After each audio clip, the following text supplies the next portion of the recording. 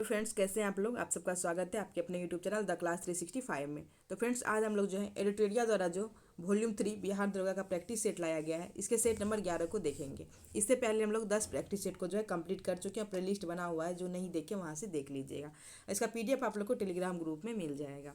इसमें total 15 set दिया गया है, जिसमें हम लोग आज सेट नंबर 11 को देखेंगे। तो चलिए हम लोग सेट नंबर 11 को जो है देखना शुरू करते हैं। इसमें पहला क्वेश्चन है, निम्नलिखित में से किन्हें कन्नड़ साहित्य के त्रिरत्न में शामिल नहीं किया गया है। तो इसमें से कन्नड़ साहित्य के त्रिरत्न में किसे शामिल नहीं किया गया है? तो नन्नैया को जो है कन्नड़ साहित्य के त्रिरत्न में शामिल नहीं किया गया। इसमें पंपा, रन्ना और पोन्ना ये जो है कन्नड़ साहित्य के त्रिरत्न में शामिल है। नेक्स्ट है, ब्रिटिश ईस्ट इंडिया कंपनी ने भारत में अपनी पहली अस्थायी व्यापारिक फैक्ट्री कहाँ और कब स्थापित की? तो ब्रिटिश ईस्ट इंडिया कंपनी द्वारा जब भारत में अपना पहला अस्थायी और व्यापारिक फैक्ट्री स्थापित की गई थी सूरत में 1613 में। तो इसका आंसर हो जाएगा सूरत में 1613 में। नेक्स्ट है, लॉर्ड विलियम बेटिंग ने किसे ठगों को नियंत्रित करने के लिए नियुक्त किया था? तो ठगों को जो है नियंत्रित करने के लिए किसे नियुक्त किया गया था? तो कर्नल स्लीमेन को जो है विलियम बेटिंग द्वारा ठगों को नियंत्रित करने के लिए नियुक्त किया गया था। तो कर्नल स्लीमेन इसमें हो जाएगा। नेक्स्ट है, राष्ट्रीय आंदोलन के दौरान हुए निम्नलिखित घटनाओं को कालक्रमानुसार जो व्यवस्थित कीजिए। तो इसको जो है काल क्रम अनुसार जो है व्यवस्थित करना है राष्ट्रीय आंदोलन को। तो चलिए इसको हम लोग देखते हैं। तो इसमें है, सबसे पहले देखिए, खेरा किसान आंदोलन। खेरा किसान आंदोलन जो है इसका टाइम पीरियड जो है मार्च अप्रैल 1919 माना जाता है, मार्च अप्रैल 1918। इसके बाद चंपारण सत्याग्रह 1917, असहयोग आंदोलन 1920, फिर अहमदाबाद मजदूर जो है ये फरवरी 1918 होता है, फरवरी 1918। इस तरह देखिए हम लोग का सबसे पहले दो, चंपारण सत्याग्रह 17, तो ये दोनों होगा नहीं। देखिए चंपारण सत्याग्रह, इसके बाद 4 होगा क्योंकि फरवरी 1918 है, तो 2 के बाद 4। और फिर है खेरा आंदोलन 1 और 3, तो ऑप्शन नंबर डी हम लोग का आंसर हो जाएगा। नेक्स्ट, उत्तर मुगल काल में निम्नलिखित में से कौन सा राज्य अधिकारी राज्य की श्रेणी में नहीं आता है? तो अगर उत्तर मुगल काल में जो है कौन सा राज्य उत्तराधिकारी राज्य की श्रेणी में नहीं आता है, तो इसका आंसर हो जाएगा आपको मैसूर। मैसूर इसमें नहीं आता है। नेक्स्ट दिया हुआ है, सूची 1 विद्रोह और सूची 2 जो है नेतृत्वकर्ता को सुमेलित कीजिए। तो कौन सा विद्रोह का है, किसके द्वारा नेतृत्व किया गया था, इसको चलिए सुमेलित करना है। तो सबसे पहले है नारकेल बेरिया विद्रोह। तो नारकेल बेरिया विद्रोह जो है इनके नेता थे मीर निसार अली, मीर निसार अली हो जाएंगे। फिर है नायक विद्रोह, नायक विद्रोह के नेता थे अचल सिंह। तो नायक विद्रोह के नेता अचल सिंह थे। फिर हो जाएगा पागलपंथी विद्रोह, तो ये करमशाह। तो पागलपंथी विद्रोह के करमशाह, और अहोम विद्रोह जो है ये गोमधर कुंवर थे। तो इस तरह देखिए हम लोग का ए का हो जाएगा 3, बी का हो जाएगा 4, सी का हो जाएगा 1 और डी का हो जाएगा 2। तो 3 4 1 2। तो चलिए इसमें देखते हैं, 3 4 1 2, ऑप्शन नंबर सी हम लोग का आंसर हो जाएगा। चलिए नेक्स्ट क्वेश्चन, 7 नंबर क्वेश्चन है, 8वीं 9वीं शताब्दी का त्रिपक्षीय संघर्ष किन किन के बीच हुआ था? त्रिपक्षीय संघर्ष किन के बीच हुआ था? तो त्रिपक्षीय संघर्ष गुर्जर, प्रतिहार, पाल और राजपूत के बीच हुआ था। तो गुर्जर, प्रतिहार, पाल और राजपूत के बीच जो है हुआ था त्रिपक्षीय संघर्ष। नेक्स्ट, बंगाल के सूबेदार तुगरिल खान ने सन 1279 ईस्वी में किसके विरुद्ध विद्रोह किया था? तो बंगाल के सूबेदार तुगरिल खान के द्वारा जो किसके विरुद्ध विद्रोह किया गया था? तो ये बलबन के खिलाफ जो है विद्रोह किए थे। नेक्स्ट, 8वीं शताब्दी में भारत में लड़े गए निम्नलिखित प्रमुख युद्धों पर विचार कीजिए। तो इसमें देखिए 18वीं शताब्दी में लड़ा गया युद्ध है भारत के ये। तो इसमें चलिए देखते हैं जो कौन सा युद्ध कब लड़ा गया है। तो अंबर का युद्ध जो है, अंबर का युद्ध ये हुआ है आपको 1749 में। इसका टाइम पीरियड 1749। पलासी का युद्ध 1757, बक्सर का 1764 और बांडीवास का 1759। सॉरी, बांडीवास का जो 60 59 तो बेदरा था, बांडीवास का 1760। इस तरह देखिए हम लोग का सबसे पहले कौन सा हो जाएगा, तो सबसे पहले इसमें हो जाएगा अंबुड का यूज सी, फिर इसके बाद हो जाएगा प्लासी का ए, सी ए इसमें भी है, और इसके बाद हम लोग का हो जाएगा बांडीवास का डी, तो डी और बी, आंसर नंबर सी हम लोग का आंसर हो जाएगा। नेक्स्ट है सन 1843 ईस्वी में सिंध का विलय भारत में किया गया। उस समय भारत का गवर्नर जनरल कौन था? तो 1843 में जो है सिंध का विलय जो है भारत में किया गया था। उस समय गवर्नर जनरल कौन था? तो उस समय गवर्नर हो जाएगा एलन बरो।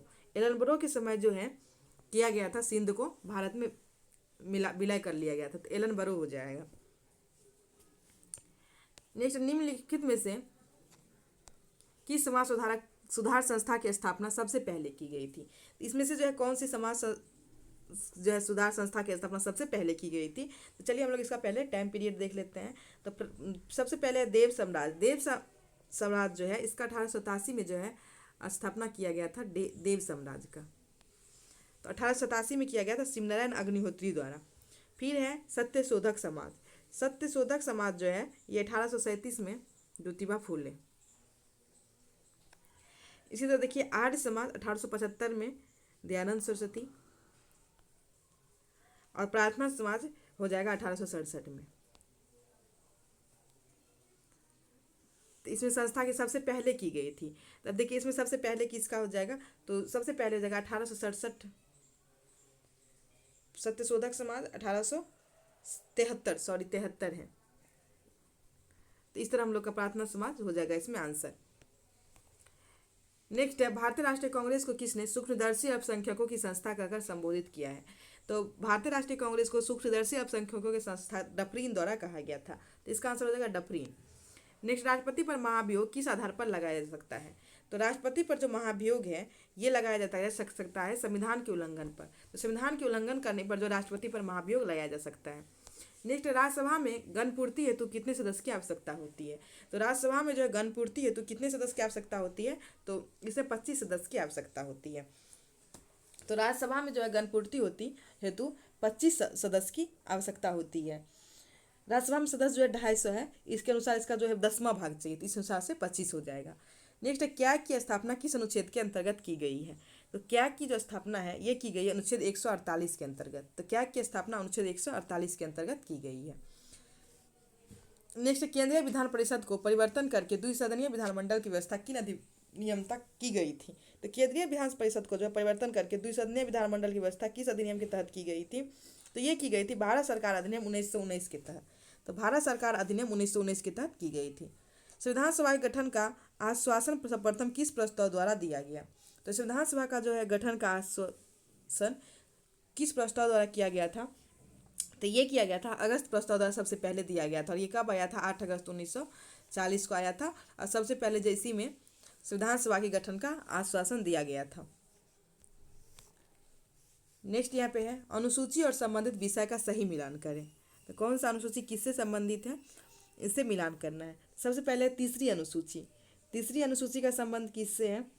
तो तीसरी अनुसूची का जो संबंध है विभिन्न पदाधिकारियों का शपथ से, ये सही हो जाएगा। तो विभिन्न पदाधिकारियों का शपथ से संबंधित है तीसरी अनुसूची। फिर है चौथी अनुसूची। चौथी अनुसूची का संबंध है राज्यसभा के सीटों से।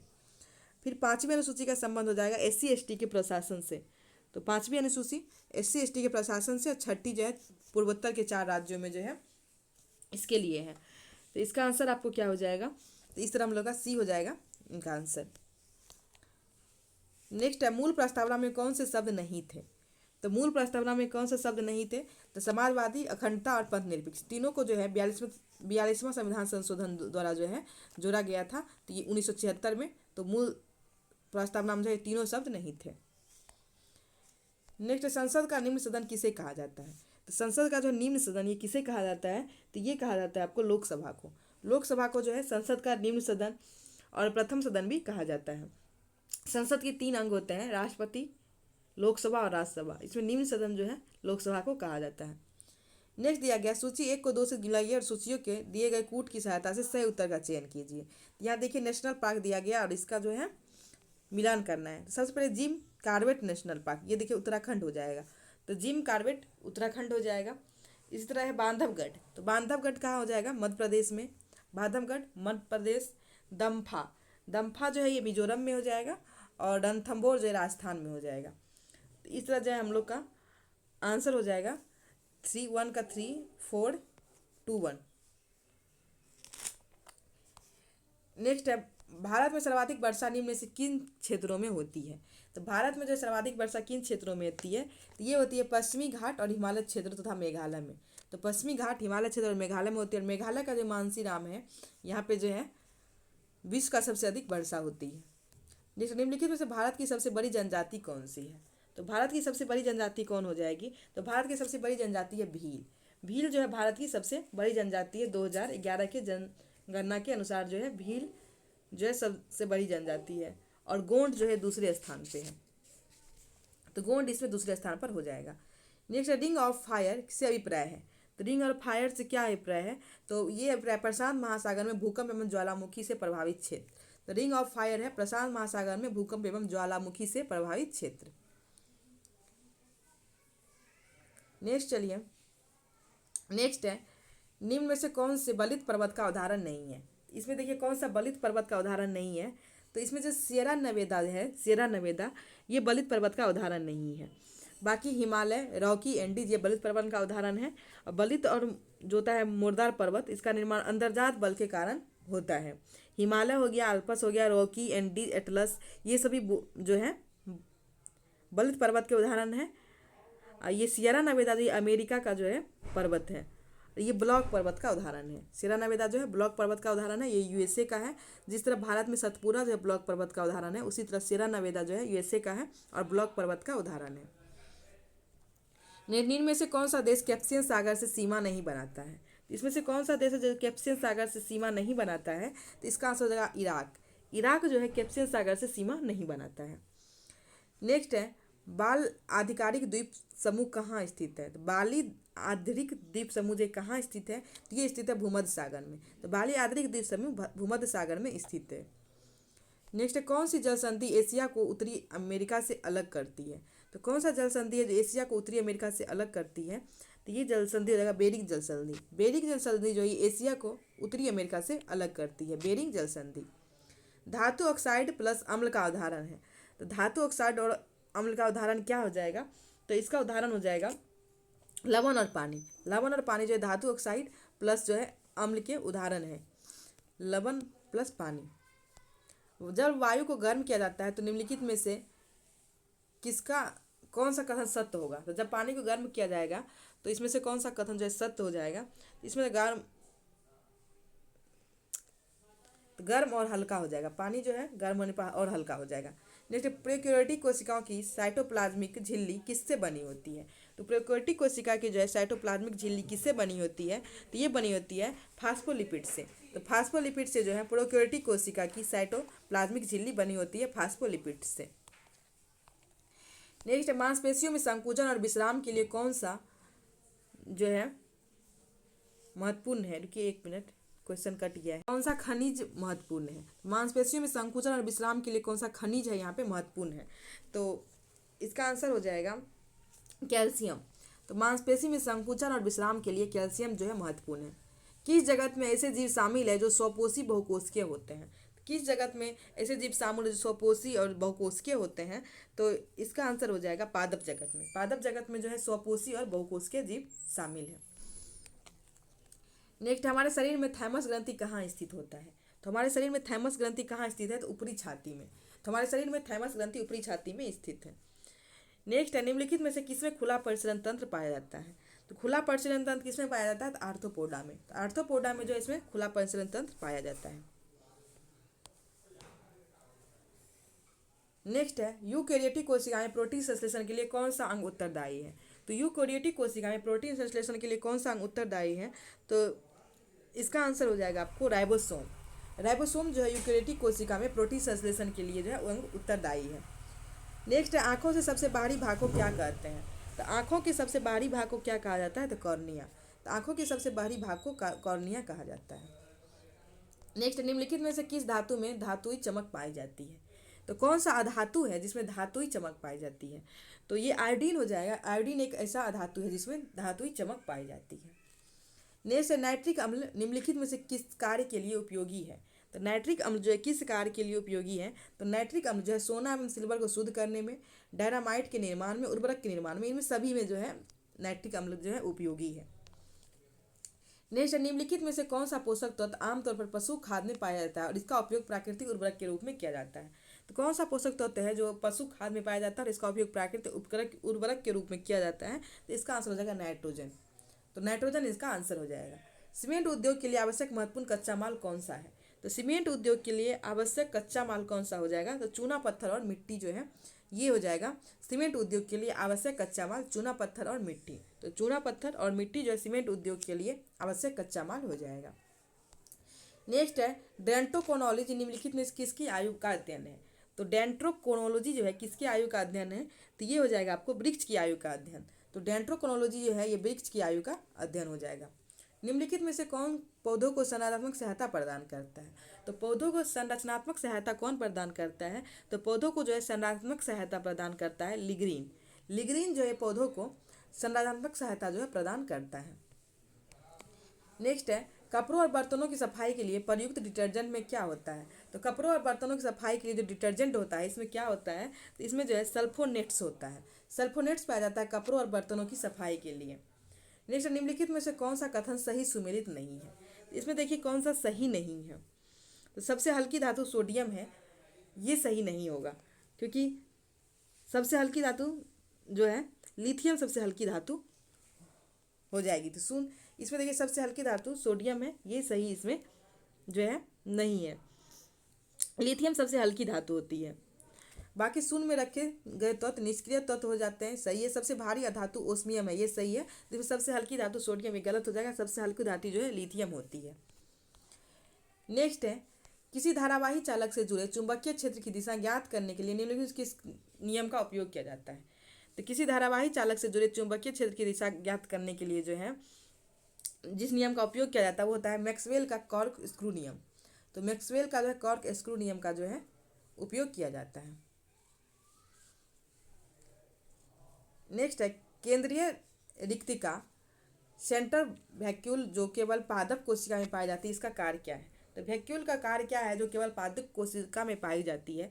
तो इसका कार्य होता है यह पानी और अन्य पदार्थों को स्टोर करती है। तो यह पानी और अन्य पदार्थ को जो है स्टोर करती है। नेक्स्ट, लाल रक्त कोशिकाओं के उत्पादन के लिए कौन सा पोषक तत्व महत्वपूर्ण है? तो लाल रक्त कोशिकाओं के उत्पादन के लिए कौन सा पोषक तत्व महत्वपूर्ण है? तो आयरन हो जाएगा। आयरन महत्वपूर्ण है आरबीसी के उत्पादन के लिए। नेक्स्ट, योग नीति लागू करने वाला भारत का पहला राज्य कौन हो जाएगा? योग नीति लागू करने वाला भारत का पहला राज्य हो जाएगा उत्तराखंड। उत्तराखंड जो है योग नीति लागू करने वाला भारत का पहला राज्य हो जाएगा। नेक्स्ट, किस देश के वैज्ञानिक ने हाल ही में बिस्मथ, गैलियम, टीन और सीसा जैसी धातुओं की 2D शीट्स बनाने की विधि खोजी है? तो किस देश के वैज्ञानिक द्वारा जो है बिस्मथ, गैलियम और टीन जैसे सीसा धातु जैसे बनाने के लिए 2D शीट्स बनाने का जो विधि खोजी गई है तो चीन द्वारा खोजी गई है।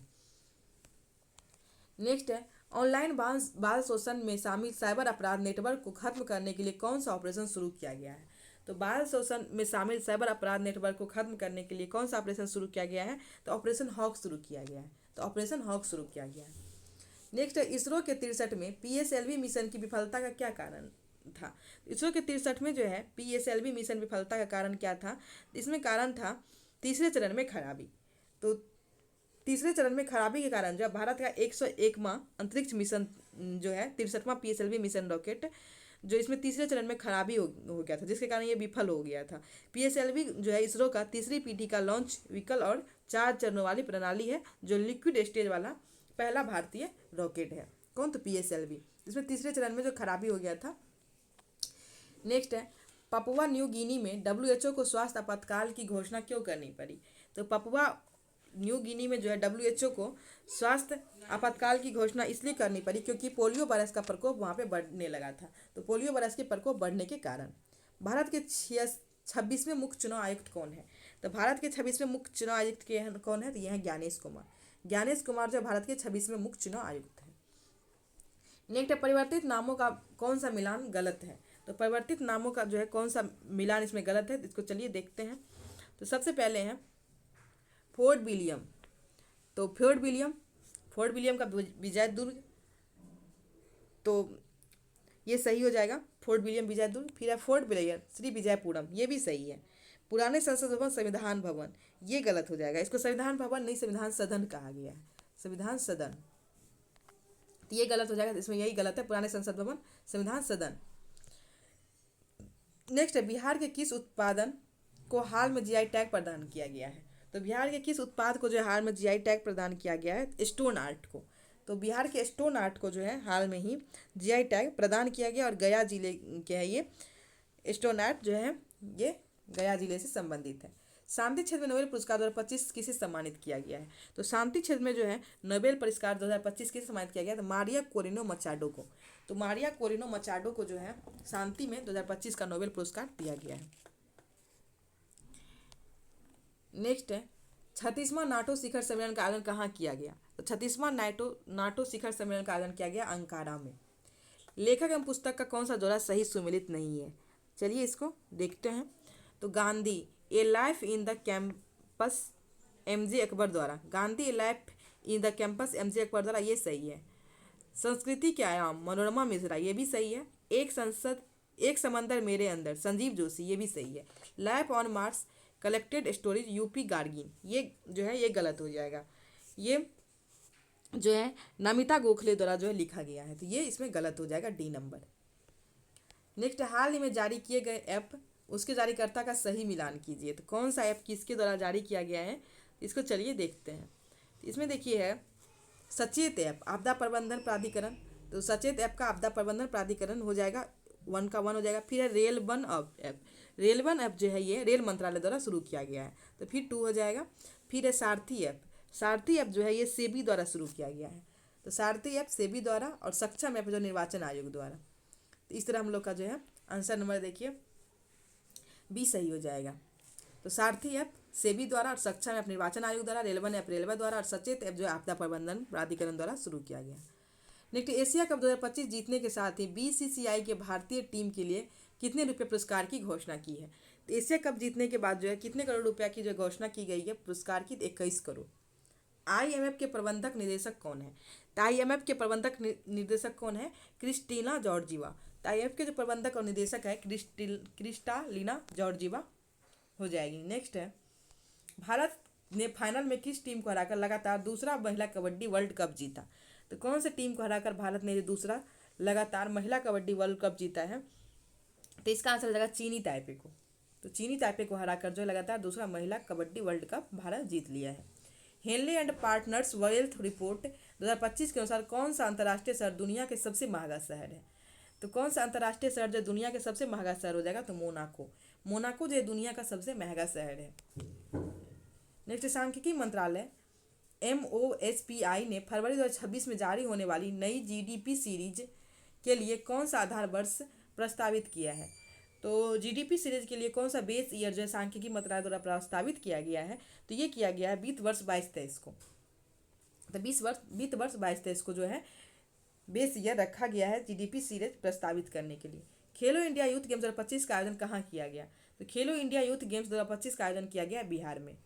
बिहार में आयोजन किया गया है खेलो इंडिया यूथ गेम्स 2025 का। और इसमें जब बिहार का स्थान 15वां रहा था, फर्स्ट रैंक पे महाराष्ट्र रहा था।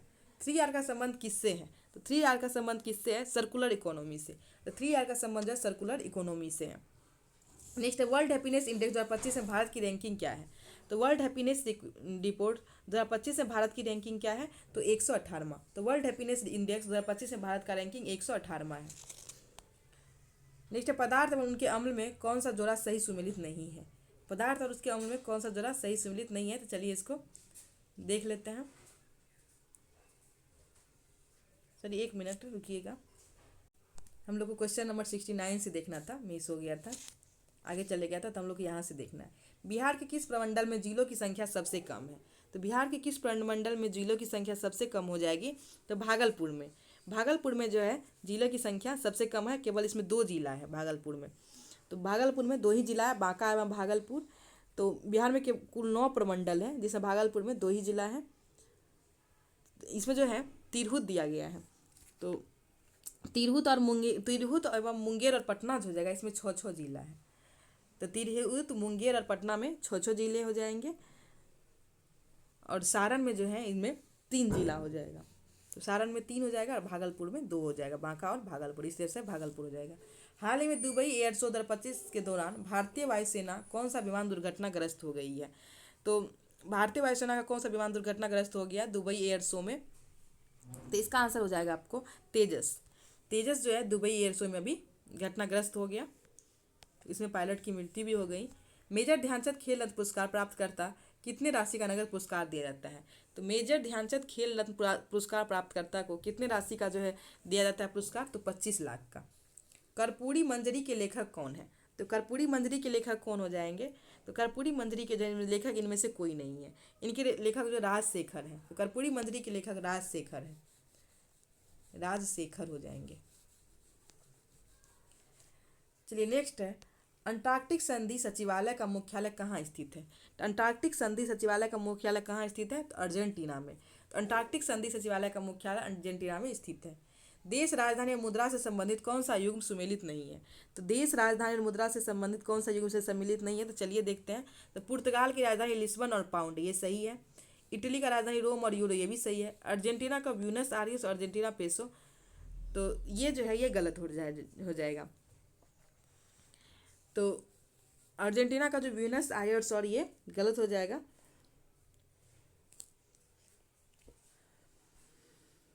तो अर्जेंटीना का आप लोग देख लीजिएगा। नेक्स्ट है, हाल और LNT द्वारा बनाया गया PSLV 2026 की शुरुआत कौन सा सैटेलाइट लॉन्च करेगा? PSLV 2026 में जो है HAL और LNT द्वारा जो बनाया गया है, ये कौन सा जो है सैटेलाइट लॉन्च करेगा? तो ये लॉन्च करेगा अभी आपको ओशन सेट को।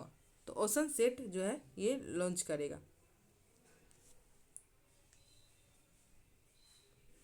सॉरी, एक मिनट रुकिएगा, हमको लग रहा था ये क्वेश्चन गलत हो गया है। ये देखिए, ये अर्जेंटीना ब्यूनस आयर्स सही है, इसमें जो है पुर्तगाल, लिस्बन और पाउंड। पुर्तगाल की राजधानी लिस्बन सही है, पर पाउंड नहीं, इसकी जो है यूरो है, यहाँ की जो है करेंसी यूरो हो जाएगा। तो यही गलत है, इसमें एक ही गलत है, सॉरी एक ही गलत है। बाकी अर्जेंटीना का ब्यूनस आयर्स और अर्जेंटीना पेसो सही है। इटली का रोम और यूरो सही है, इसमें जो है पाउंड नहीं यूरो हो जाएगा। तो ये पुर्तगाल वाला ही गलत है, सॉरी इसके लिए। नेक्स्ट इसमें जो है ओजोन सेट हो जाएगा। चलिए आगे है, लॉस एंजल्स में आयोजित 2025 गवर्नेंस अवार्ड्स में ऑस्कर किसे प्राप्त हुआ है? तो ये ऑस्कर किसे प्राप्त हुआ है? तो ये प्राप्त हुआ है टॉम क्रूज को। तो टॉम क्रूज को ये प्राप्त हुआ है। नेक्स्ट है, शास्त्रीय नृत्य एवं उनसे जुड़े कलाकारों को कौन सा युग्म सुमेलित नहीं है? तो इसमें कौन सा सुमेलित नहीं है? तो कुचिपुड़ी यामिनी कृष्णमूर्ति, ओडिसी सोनल मानसिंह, भरतनाट्यम मृणाली सराबाई और कथकली लच्छू महाराज। तो यही गलत है, कथकली लच्छू महाराज गलत है। लच्छू महाराज जो है ये कथक के जो है प्रसिद्ध जो है कलाकार थे। नेक्स्ट है, भानु अथैया किस श्रेणी में ऑस्कर पुरस्कार जीतने वाली पहली भारतीय थी? तो भानु अथैया किस श्रेणी में ऑस्कर पुरस्कार जीतने वाली पहली जो है भारतीय थी? तो इसका आंसर हो जाएगा बेस्ट कॉस्ट्यूम डिजाइनिंग। तो बेस्ट कॉस्ट्यूम डिजाइनिंग में पुरस्कार जीतने वाली भानु अथैया जो है पहली भारतीय थी। नेक्स्ट, पंचवर्षीय योजना में संबंधित लक्ष्य का कौन सा युग्म सही नहीं है? तो इसमें देखिए, दूसरी पंचवर्षीय योजना बोकारो इस्पात संयंत्र, तो यही गलत हो जाएगा। बोकारो इस्पात संयंत्र तीसरी पंचवर्षीय योजना में जो है लगाया गया था। बाकी दूसरी पंचवर्षीय योजना पंचायती राज संस्थान, तीसरी में हरित क्रांति, छठी में नाबार्ड। तो यही गलत हो जाएगा, इसमें ये तीसरी पंचवर्षीय योजना में लगाया गया था। नेक्स्ट है, पदार्थ एवं उनके अम्ल में कौन सा जोड़ा सही सुमेलित नहीं है? तो इसमें देखिए, टमाटर में ऑक्जेलिक अम्ल सही है, अंगूर में टार्टिक अम्ल सही है, सेब में मैलिक अम्ल ये भी सही है, सिरका में सिट्रिक अम्ल, तो ये जो है गलत हो जाएगा। सिरका में जो एसिटिक अम्ल होता है, तो सिरका में सिट्रिक अम्ल, ये गलत हो जाएगा। नेक्स्ट मैथ का क्वेश्चन है 81 नंबर, और इसको आप लोग सॉल्व कर लीजिएगा, और इसका आंसर हो जाएगा आपको ए, और 82 का हो जाएगा बी 54, और 83 नंबर का हो जाएगा सी 3.024 83 का, और 84 का हो जाएगा ए 3:1 3:1। नेक्स्ट है 85 का हो जाएगा बी, 86 का हो जाएगा बी,